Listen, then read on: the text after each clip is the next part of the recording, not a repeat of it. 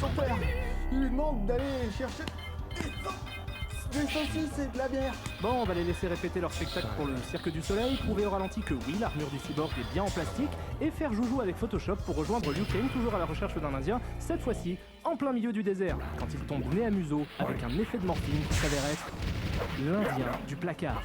Wow, quoi? C'est très limite ça, de comparer ce mec à l'Indien du placard juste parce que c'est un Indien d'Amérique. J'en ai toléré des blagues de merde, mais là fais gaffe, t'es en train de mettre le pied sur un terrain plutôt glissant et il y a plein de traces de bottes dessus, alors je te conseille très vite de retirer cette vanne. Quelle vanne? C'est vraiment l'Indien du placard?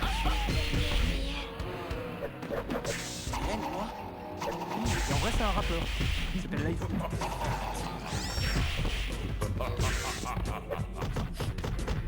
Oh, du coup c'est ton commentaire qui était un peu raciste. Attention, elle est prochaine de bourré. Où ça? Merde, il m'a eu. C'est un bon camarade. Donc Nightwolf lui met un coup de tomahawk, Liu Kang tombe dans les pommes, rêve de réverb,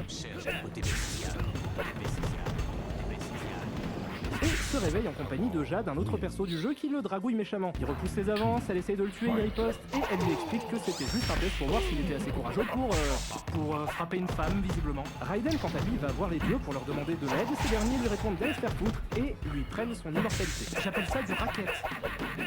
Bonjour Dieu, c'était pour savoir s'il y avait moyen d'avoir des pouvoirs en plus pour battre le méchant et sauver le monde. Non, c'est mort. Par contre, je prends tes chaussures.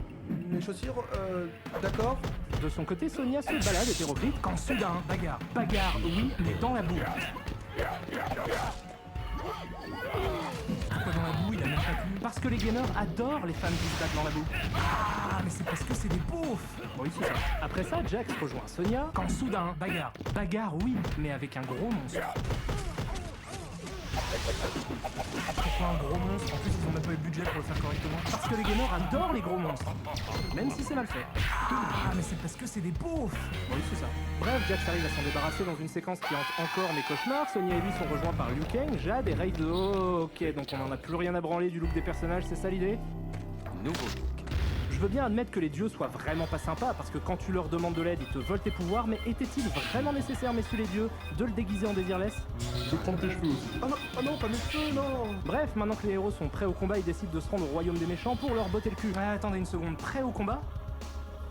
Je vais essayer de résumer tout ce qui s'est passé depuis le début du film. Liu Kang devait s'entraîner, mais en fait il s'est juste fait assommer par un rappeur indien, Kitana a été kidnappé, Jade a rejoint l'équipe, Jax aussi, et Raiden n'a plus de pouvoir. Donc, on a remplacé une guerrière légendaire par une nana dont on sait toujours pas si elle est du bon côté, et on a aussi remplacé un dieu immortel au pouvoir infini par un mec avec des gros bras. Ce qui veut dire que la totalité de ce qu'on vient de voir, et qui devait au départ servir à renforcer une équipe, n'a en réalité servi qu'à les rendre plus faibles. Et on en est à presque 50 minutes, bordel, il y a presque 1 heure de film qui ne sert qu'à revenir au point de départ de l'intrigue.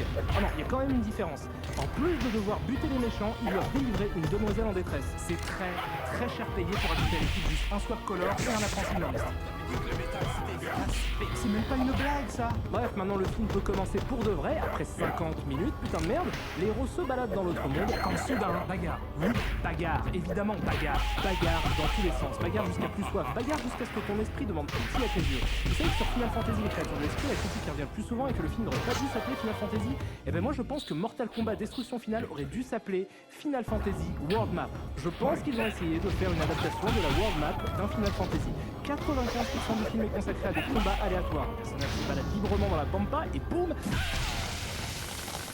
Je crois que c'est moins dangereux de se balader en pleine guerre du Vietnam à poil avec un drapeau américain tatoué sur les fesses que dans l'univers du film. Bien sûr, cette avalanche de combat a pour seul et unique but de nous préparer à l'affrontement final entre Liu Kang et Shao Kahn. Allez, vas-y, Phil.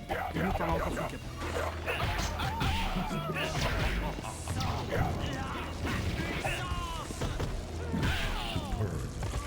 Ok, j'ai vraiment l'impression de voir le film vomir tout ce qui lui reste d'effets spéciaux pour Ave. Faites vite gagner le gentil qu'on puisse en finir.